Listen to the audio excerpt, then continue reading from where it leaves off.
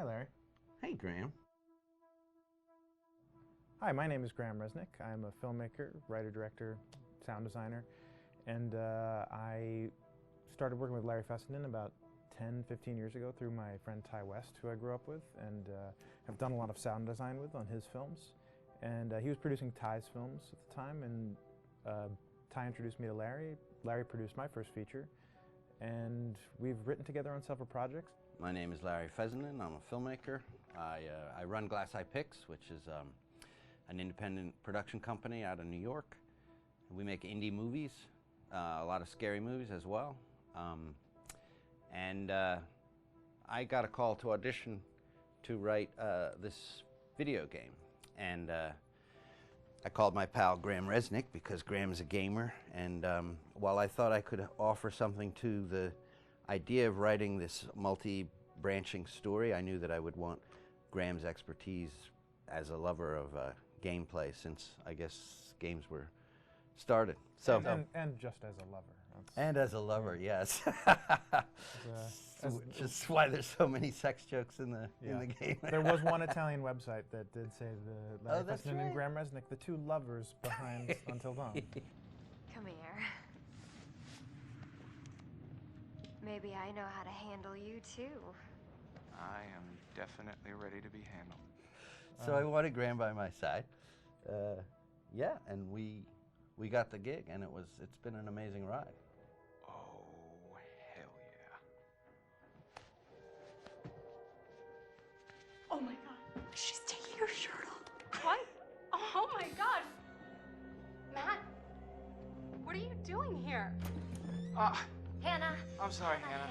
This all got Don't out of mind, hand, but So in the game, the basic setup is that a year prior to the game's start, all these kids had gone up to a ski lodge that was owned by the parents of one of the kids, or a couple of the kids, and some of the teenagers played a prank on some of the other teenagers, and the terrible tragedy occurred when a few of them, two sisters, ran out into a blizzard, and were never seen from again.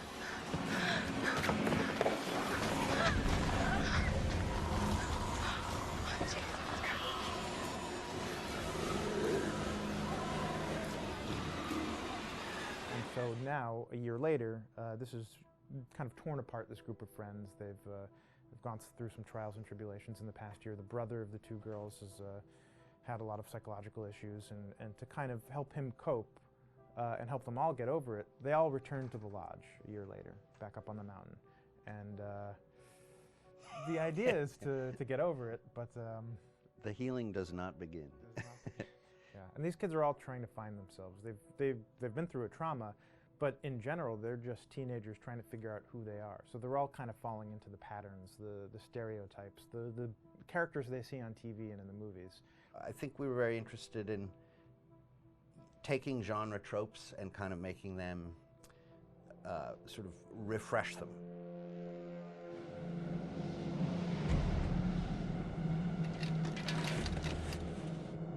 Hey, did you see that?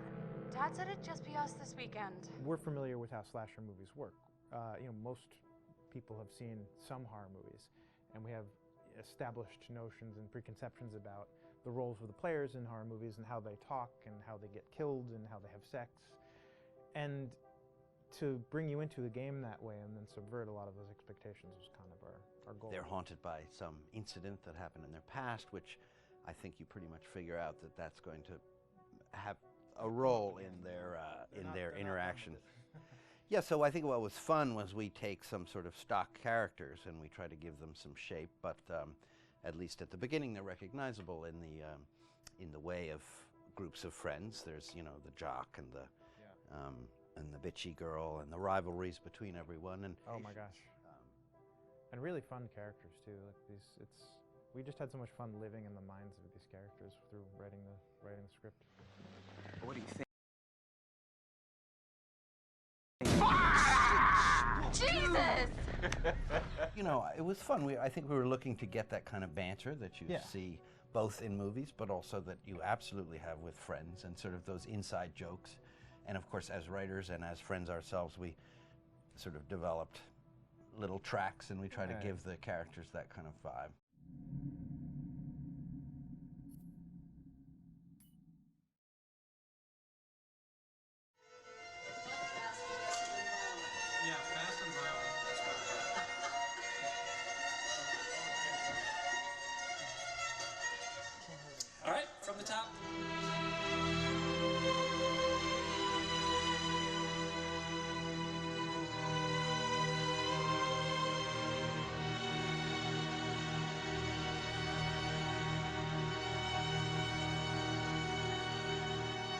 is Jason Graves, and I'm the composer for Until Dawn.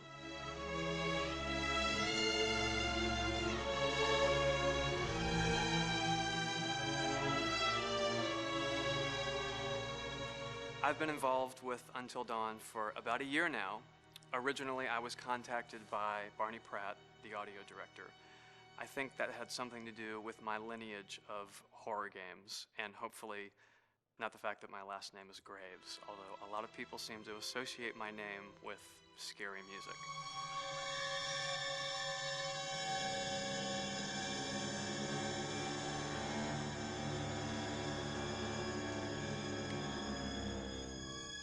One of the things that was really exciting about working with Barney and the team at Supermassive is they really wanted something unique for the music. They wanted the music to stand out and be a character on its own in the game.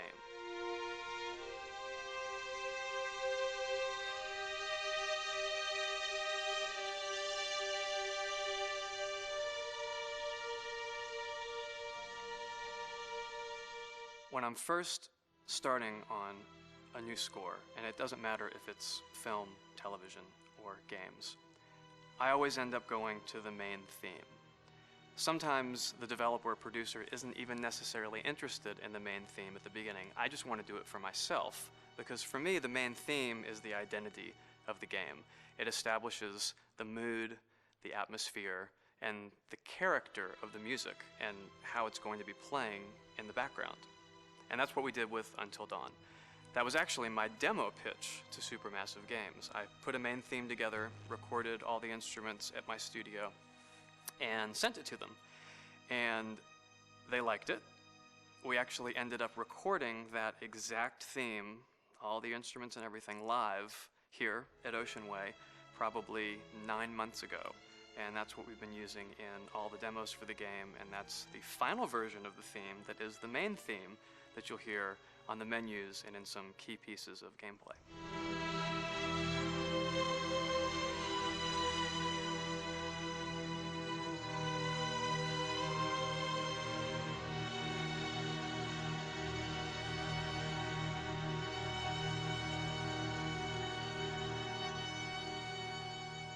I seem to have made a name for myself in horror. And there's something about scary music, I think it's maybe the lack of rules. The biggest rule in scary music is there are no rules, so you can do anything you want, and actually, if you end up doing things that don't feel like they would work out together, they kind of clash, and it ends up being even more effective for scary music. So that's what really drew me to Until Dawn, was the textures, plus writing thematic material that is interwoven with the scary textures. I haven't really done anything like that before. Usually it was just all tension all the time, and that's fun and it's great. But I'm actually at heart a very melodic composer. That's the kind of music I love listening to, and that's the kind of music I love writing. That's the kind of music I got to work on in Until Dawn. Very nice. Same thing.